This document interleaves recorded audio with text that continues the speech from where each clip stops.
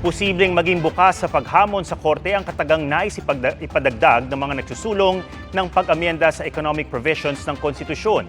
Ayon yan sa isang dating Supreme Court Chief Justice. Saksi si Tina Panganiban Perez. Sa susunod na linggo, target ng Kamara na tapusin ang deliberasyon sa resolution of both Houses 7 na layong maamyendahan ang tatlong economic provisions sa 1987 Constitution. Balak itong maisalang sa ikalawang pagbasa mula March 11 hanggang March 13 at sa ikatlong pagbasa naman bago ang Holy Week break sa March 23.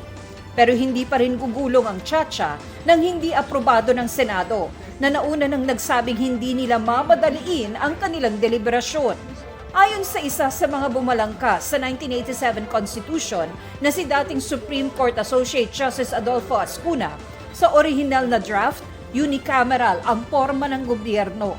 Sa pag-usad ng diskusyon, naging bicameral ito. Pero hindi raw nabago ang probisyon tungkol sa botohan ng dalawang kapulungan. Naniniwala si Ascuna, dapat hiwalay ang botohan gaya ng ginagawa para sa ordinaryong batas. As long as you have 3/4 vote in the Senate and 3/4 vote here, there's no question. It can be considered as a proposed amendment and submitted to the COMELEC for a plebiscite. And that will fulfill the requirement, the first 3/4 vote of all its members.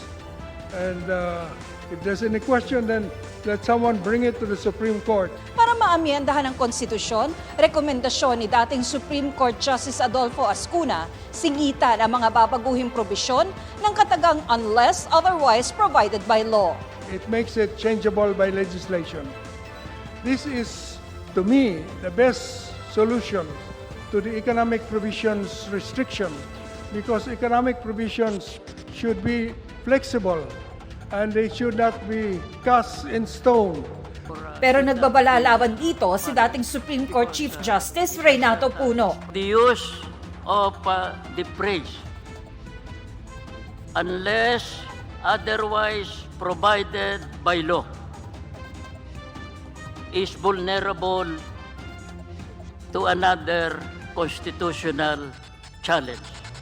Ang dapat daw ayon kay Puno, I suggested that we just repeal outright these three restrictive provisions that will release the power of Congress to pass the necessary laws in order to liberalize the so-called restrictive provisions.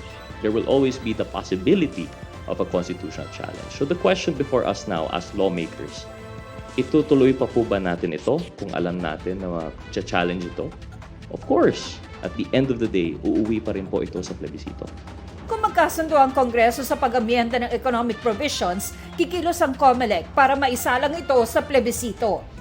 Sabi ni Senate President Mig Zubiri, gusto ni Pangulong Marcos na isabay ang plebisito sa 2025 elections dahil bilyong-bilyong piso ang gagastusin kapag hiwalay. Kung sasabay nga ang plebisito, isa sa paghahandaan ang mas mahabang balota kung saan isasama ang mga tanong tungkol sa tsa-tsa. Para kay COMELEC Chair George Garcia, kayang isabay ang plebisito sa eleksyon pero mas magandaan niya kung hindi sabay. Sa akin kasi hanggat maaari, maganda talaga na magkahiwalay ang national local elections at ang plebisito upang mas mapaliwanag sa mamamayan kung ano yung binabago. Para sa GMA Integrated News, Tina Panganiban Perez, ang inyong saksi. Mga kapuso, sama-sama tayong maging saksi. Mag-subscribe sa GMA Integrated News sa YouTube at para sa mga kapuso abroad, samahan niyo kami sa GMA Pinoy TV at sa www.gmanews.tv.